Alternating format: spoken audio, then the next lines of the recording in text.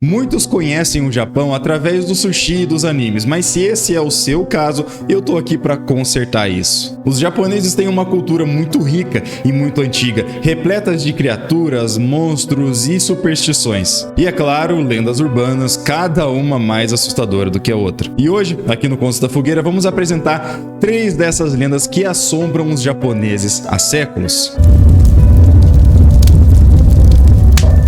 Mas antes de começar, se você gosta desse tipo de vídeo, a gente traz conteúdo como esse todo sábado, toda semana. Então por que não curtir esse vídeo, se inscrever no nosso canal, clicar no nosso sininho para ser notificado de todas as nossas novidades a partir de agora. Sem mais delongas, vamos lá!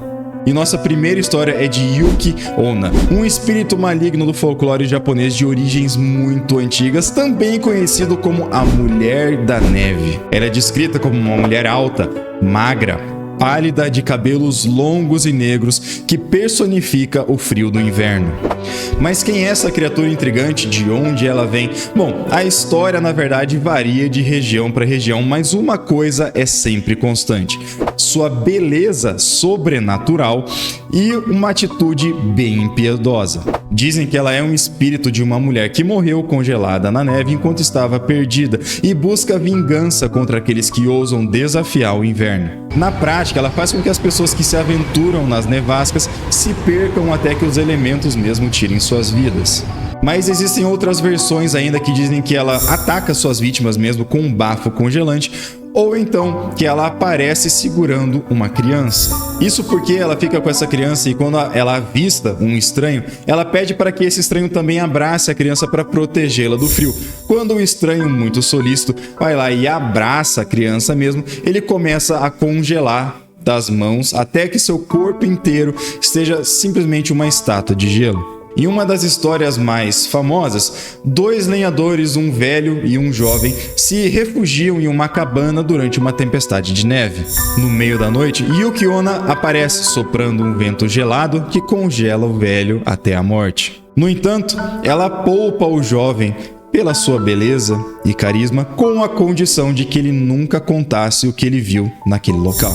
Outra versão, e essa até bem mais legal, conta que Yuki Onna consegue se transformar em uma mulher de verdade e inclusive ter filhos. Isso supostamente teria acontecido por volta de 1700, quando Yuki Onna se apaixonou por um estranho que estava perdido na neve. Ela teria aparecido para esse estranho na sua forma humana, aquela que é uma bela mulher, e teria ajudado ele a encontrar o seu caminho de volta para casa. O sentimento do rapaz foi correspondido e eles até moraram juntos por um tempo. No entanto, era muito estranho para esse homem que a sua mulher simplesmente se recusava a tomar banho. É claro que naquela época não se costumava tomar tantos banhos assim, mas ainda assim ela extrapolou o limite. Até que um dia o rapaz forçou a moça a entrar numa banheira de água quente para tomar seu banho, só para assistir em horror a sua amada desaparecer diante dos seus olhos, deixando para trás simplesmente uma fina camada de gelo. No começo ele ficou assim bem confuso, né? Mas é como dizem, viúvo é quem morre, e não demorou muito para esse rapaz se apaixonar novamente.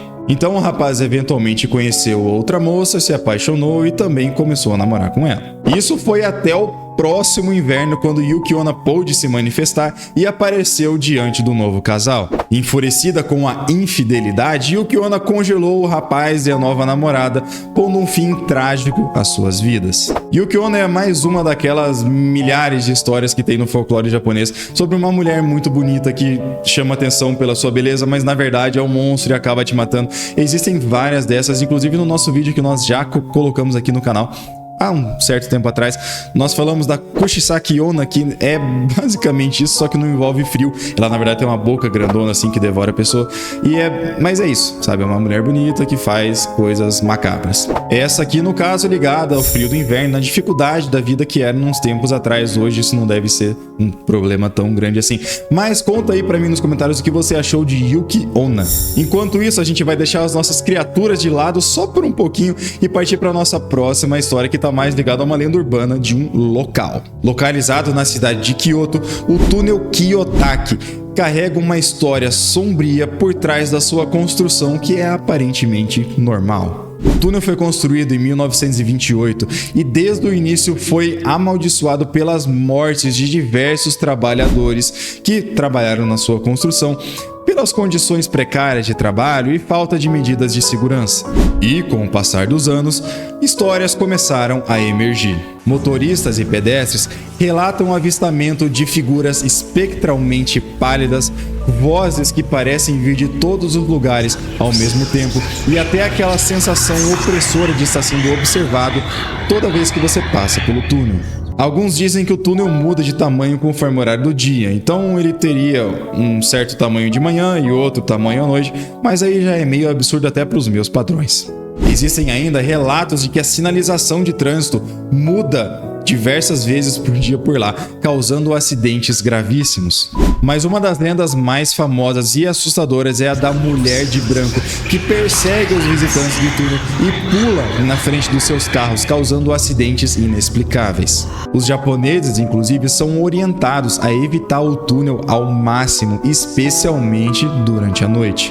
Curiosamente, o túnel mede 444 metros.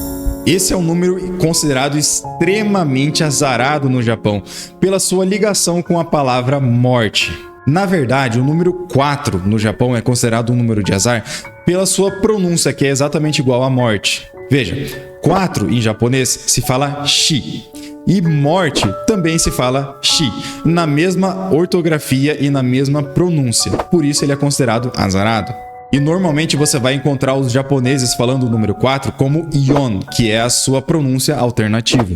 Então assim, é bem comum que por lá as pessoas literalmente ignorem o número 4, tá? É bem comum que os prédios, por exemplo, não tenham um quarto andar. Tem o primeiro, o segundo, o terceiro e o quinto. E não tem um quarto andar. E os hotéis, por exemplo, não tenham o número 4 em nenhum dos seus numerais, né? Então, por causa do tamanho dessa superstição, você já deve imaginar que um lugar que tem 3 quatros de comprimento, com certeza seria considerado extremamente azarado. E para muitos isso é mais do que uma coincidência. Na verdade, muitos acreditam que o túnel foi marcado pela tragédia desde o início da sua construção. As câmeras colocadas no interior do túnel às vezes capturam imagens meio estranhas, como pontos de luz que passam na frente das câmeras sem ter uma outra coisa, não é um farol de carro, por exemplo, né? Só esse ponto de luz passando. E também algumas figuras que aparecem e desaparecem sem deixar nenhum vestígio. Vários especialistas paranormais já tentaram desvendar esse mistério, mas até hoje, até o meu conhecimento, sem sucesso. O túnel Kiyotaki não é simplesmente uma passagem entre dois pontos de Kyoto. Para muitos, ele é literalmente uma passagem entre dois mundos em que os mortos tentam se comunicar com os vivos. Eu gosto de trazer esse tipo de lenda aqui primeiro porque eu acho muito legal, e até essa especificamente pela semelhança com o túnel Inunaki. Parece que os japoneses dizem alguma coisa com túnel, que eles sempre são assombrados. Esse tem um vídeo só desse túnel Inunaki aqui no canal, tá? Foi um dos nossos primeiros vídeos, tá lá embaixo. Mas ele ficou muito bom, eu tenho certeza que você vai gostar, tá? Lá eu explico de um túnel que leva até uma vila assombrada, e aí tem várias histórias em volta disso daí, tá? E, inclusive você pode visitar até hoje, não é um lugar que desapareceu, tá? Mas tem muita história legal por trás, tá? Então eu recomendo que você vá lá ver. Mas agora, deixando os túneis um pouco de lado, vamos para nossa próxima história, que fala de uma história que supostamente é tão assustadora que você não consegue sobreviver ouvi-la até o final. A nossa história, que supostamente é tão assustadora que você não vai sobreviver se ouvir ela até o final, se chama Cowhead, e é uma lenda que na verdade apareceu ali na internet alguns anos atrás e causou até um grande alvoroço. A origem dessa lenda supostamente remonta de séculos atrás, mas na verdade ninguém consegue precisar exatamente quando que ela foi escrita ou se é que ela realmente existe, porque todos os registros que nós temos dessa história simplesmente mencionam a lenda do Cowhead como sendo uma história terrível demais para ser contada, e todos os fragmentos dessa história foram destruídos para proteger as pessoas do seu poder maligno. Os rumores afirmam que quando ouvem a história, as pessoas são tomadas por uma tremedeira tão forte durante um dia inteiro e elas morrem de susto depois. Os primeiros relatos desse conto, na verdade, são do século XVII, mas eles não contam a história em si, apenas dizem que a história é terrível demais para ser contada. Mas existem sim alguns fragmentos que sobreviveram a essa destruição de documentos. A gente vai focar neles hoje. Supostamente, a história do Cowhead conta a história de uma criatura meio homem, meio vaca, que vaga pelas vilas japonesas causando desgraça e horror por onde passa.